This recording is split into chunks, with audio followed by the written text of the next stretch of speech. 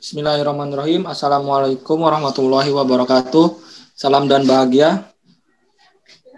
Saya perwakilan dari kelompok 5 akan mempresentasikan hasil dari makalah kami yang berjudul Analisis Kelayakan Investasi sebagai Opsi Jaminan Ekonomi di Masa Mendatang.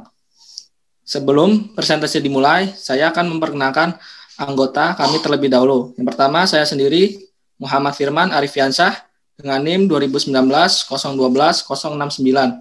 Kedua, Ainun Sahruni dengan NIM 2019-012-072. Ketiga, Dimas Aji Ardinal dengan NIM 2019-012-077. Dan yang keempat, Sarini binti Saleh dengan NIM 2019-012-090. Untuk presentasi pertama akan dibawakan Dimas Aji Ardinal. Waktu dan tempat kami persilakan. Terima kasih Firman atas waktu yang diberikan. Kali ini saya akan menjelaskan pendahuluan. Yang pertama, latar belakang. Menyusun strategi perencanaan ekonomi demi menjamin terpenuhnya kebutuhan dan kualitas kehidupan manusia di masa mendatang merupakan hal yang penting, terutama di era globalisasi saat ini. Kenaikan harga yang terjadi terus-menerus menyebabkan tingkat kompetitif atau persaingan antar masyarakat dalam mencapai kesejahteraan hidup meningkat. Apabila kita tidak dapat beradaptasi dengan fenomena-fenomena tersebut dan tidak melakukan perencanaan untuk mempersiapkan diri menghadapi masa yang akan datang, maka kita akan semakin kesulitan dalam memenuhi kebutuhan untuk bertahan hidup. Salah satu cara untuk mempersiapkan diri menghadapi ketidakpastian di masa depan dalam aspek ekonomi adalah dengan berinvestasi. Investasi dikenal dengan kegiatan ekonomi yang memberikan banyak keuntungan, namun juga memiliki risiko yang tinggi. Istilah ini disebut dengan istilah high risk atau high return. Investasi juga memiliki berbagai macam jenis seperti reksadana, asuransi, properti, dan yang lain. Karena banyaknya jenis investasi, maka diperlukan pertimbangan dan dalam memilih investasi agar keuntungan yang didapatkan maksimal dan dapat mencegah kerugian tidak terduga di kemudian hari.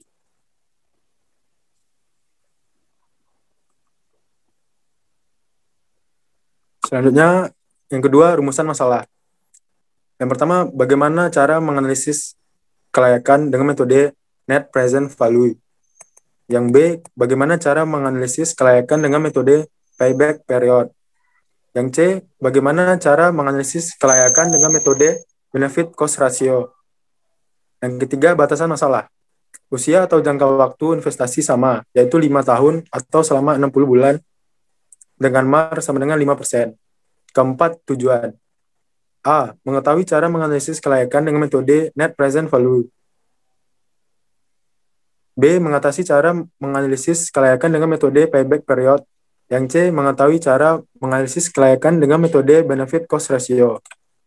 Selanjutnya akan disambung dengan Sarini.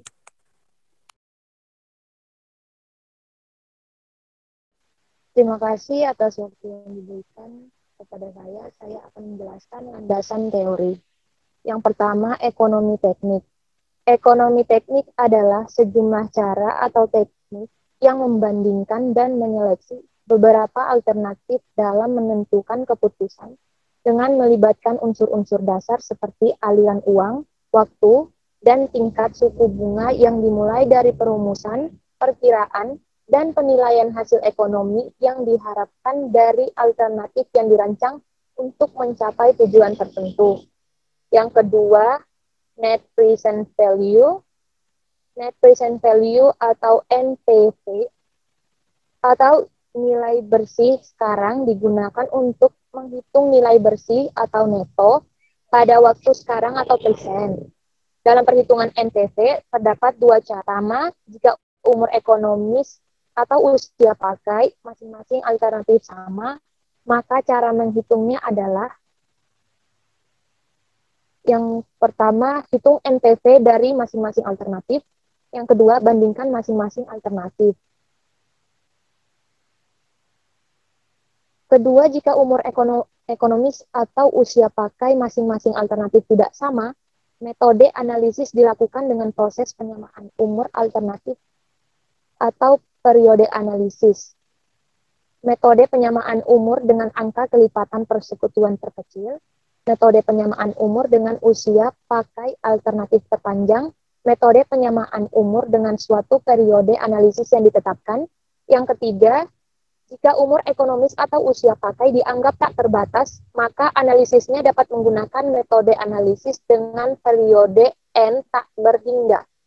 Analisis nilai sekarang didasarkan pada konsep ekuivalensi dengan tingkat pengembalian minimum yang diinginkan atau MARR.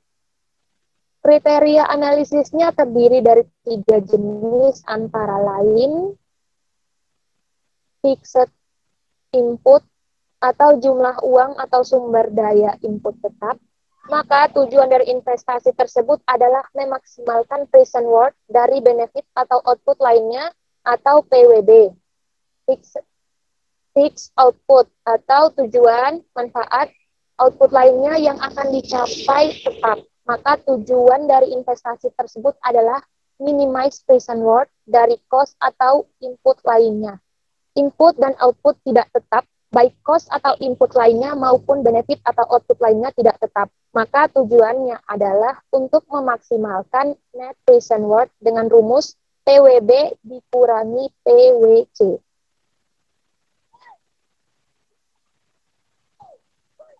Hasil analisis perhitungan NPV yang dilakukan adalah jika NPV bernilai positif, maka investasi layak. NPV bernilai negatif, maka investasi tidak layak. Jika NPV lebih dari 0, maka investasi layak. NPV kurang dari 0, maka investasi tidak layak. NPV sama dengan 0, maka investasi tidak memiliki pengaruh apapun. Jika alternatif investasi lebih dari 1, maka alternatif yang diambil atau digunakan adalah alternatif dengan NPV lebih besar. Yang ketiga, payback period. Payback period merupakan teknik penilaian untuk mengetahui seberapa lama jangka waktu periode yang dibutuhkan untuk pengembalian investasi dari suatu proyek atau usaha. Rumus yang digunakan untuk menghitung payback period adalah yang pertama dengan memperhatikan time value of money. T sama dengan sigma T sama dengan NP, T sama dengan 1, NCP, NCF dikali T, dikali P per F, IN, dengan keterangan P sama dengan present worth atau investasi awal, NCP adalah net cash flow, N sama dengan jangka waktu investasi, yang I sama dengan suku bunga.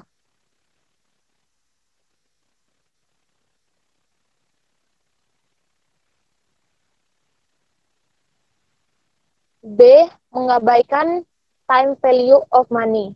T sama dengan sigma T sama dengan NP, T sama dengan 1, kali NCP kali N.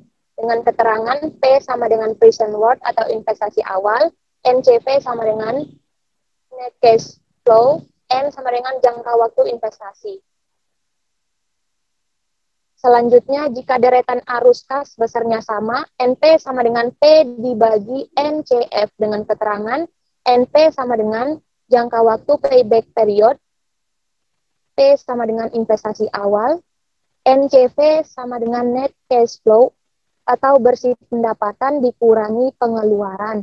Untuk nilai kelayakan suatu usaha atau proyek dari menggunakan payback period adalah jika NP lebih besar umur ekonomis proyek, maka tidak layak. NP kurang umur ekonomis proyek, maka investasi tersebut layak. Jika alternatif investasi lebih dari 1, maka alternatif yang diambil adalah alternatif dengan NP lebih kecil. Selanjutnya akan disambung dengan Ainun Syahruni.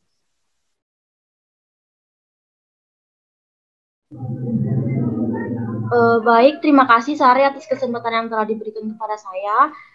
Selanjutnya saya akan menjelaskan tentang benefit cost ratio.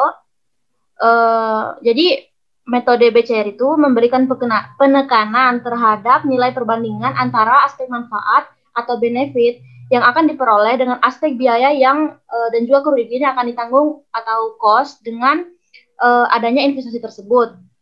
Metode BCR atau benefit cost ratio ini biasanya digunakan pada tahap awal dalam mengevaluasi perencanaan investasi.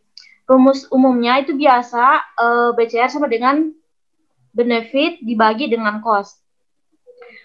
Dengan metode BCR untuk menilai kelayakan dalam suatu usaha atau investasi itu bisa dilihat kalau misalnya BCR-nya lebih dari atau sama dengan 1, maka investasi tersebut dapat dikatakan layak. Namun kalau BCR-nya kurang dari 1, maka investasi tersebut tidak layak.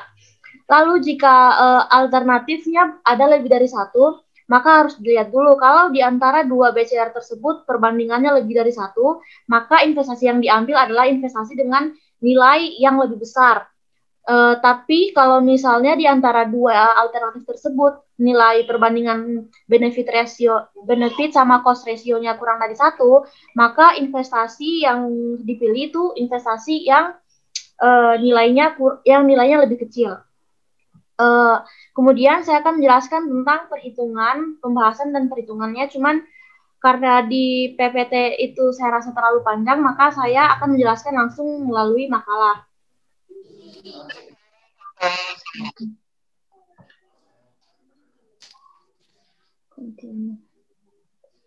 Udah ya, udah kelihatan, udah mulai, udah kelihatan belum?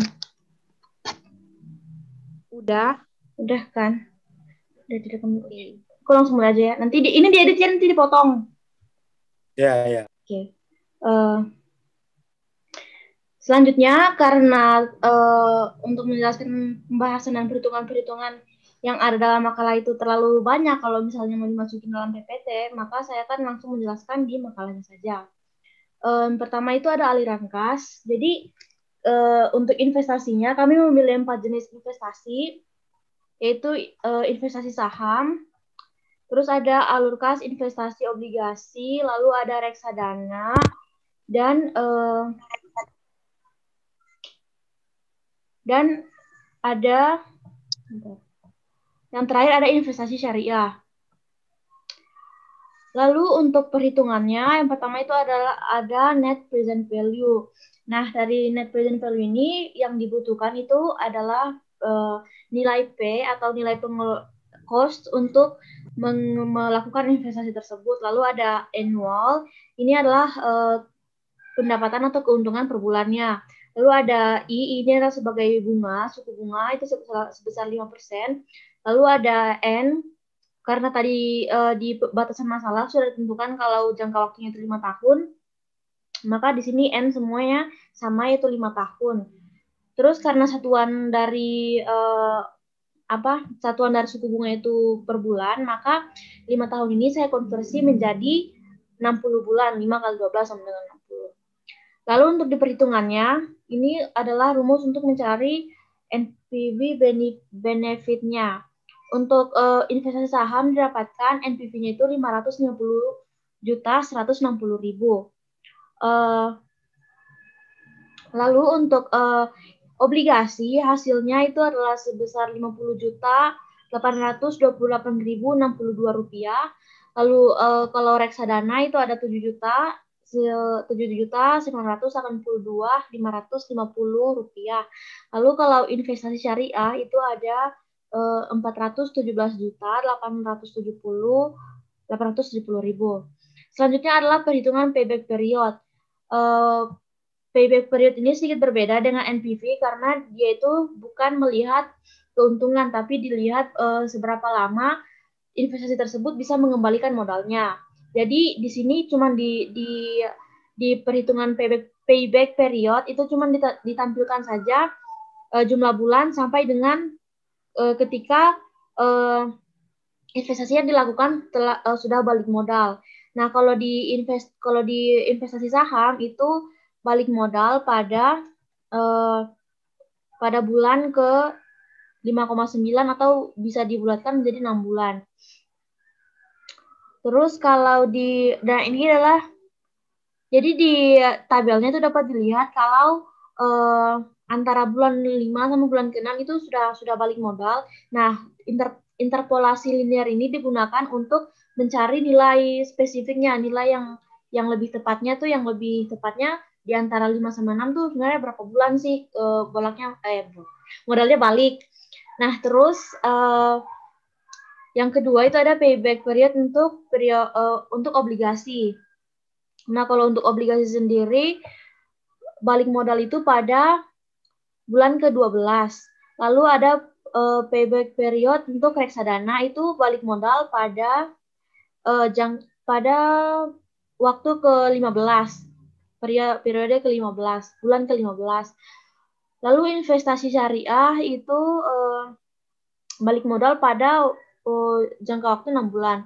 Lalu terakhir adalah perhitungan benefit cost ratio. Nah, perhitungan benefit cost ratio ini sedikit berbeda dengan perhitungan investasi yang lain. Yang ini tuh dia membandingkan satu-satu, dimulai dari investasi yang paling rendah pengeluarannya. Nah, ini reksadana dibandingkan dulu dengan donasi. Donasi ini adalah nilai 0 atau kayak nilai awal gitu. Nah, ini dicari perbandingannya antara reksadana dengan donasi, dan dapatkan rasionya itu 1,8. Sehingga karena rasionya itu lebih dari 1, maka investasi yang dipilih adalah investasi yang lebih besar, yaitu reksadana. Kemudian membandingkan reksadana dengan obligasi, didapatkan rasionya 2,22. Karena lebih dari 1, maka yang dipilih adalah yang lebih besar, yaitu obligasi. Kemudian obligasi dibandingkan lagi dengan investasi syariah, dan rasionya itu 4,45, sehingga investasi yang layak itu yang lebih besar, yaitu investasi syariah. Yang terakhir, perbandingan antara investasi syariah dengan investasi saham. Didapatkan rasionya itu 3,785, sehingga yang dipilih adalah investasi saham. Sekian dari saya. Selanjutnya saya lanjutkan kepada Firman.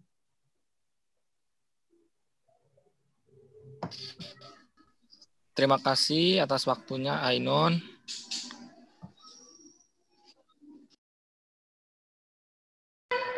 Nun, itu belum ke kesimpulan.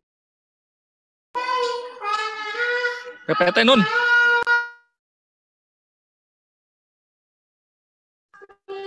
Non, PPT-nya.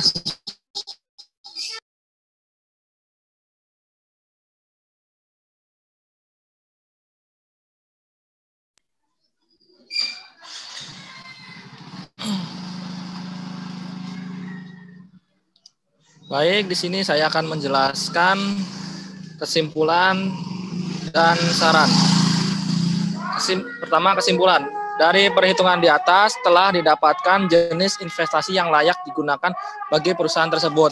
Berdasarkan metode NPV, investasi yang layak adalah investasi saham karena memiliki nilai NPV yang paling besar, yaitu 557.160.000.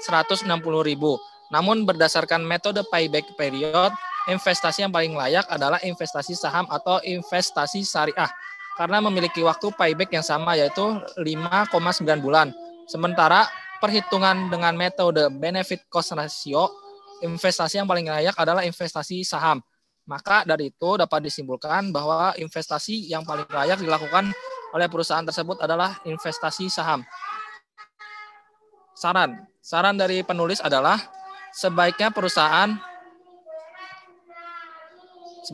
tersebut mencoba untuk melakukan investasi dengan nilai sisa dan menambah alternatif investasi untuk melihat lebih banyak kemungkinan dalam mendapatkan keuntungan. Sekian presentasi dari kelompok kami. Apabila ada salah kata, ucapan mohon dimaafkan. Terima kasih telah menonton video kami. Terima kasih. Wassalamualaikum warahmatullahi wabarakatuh. Salam.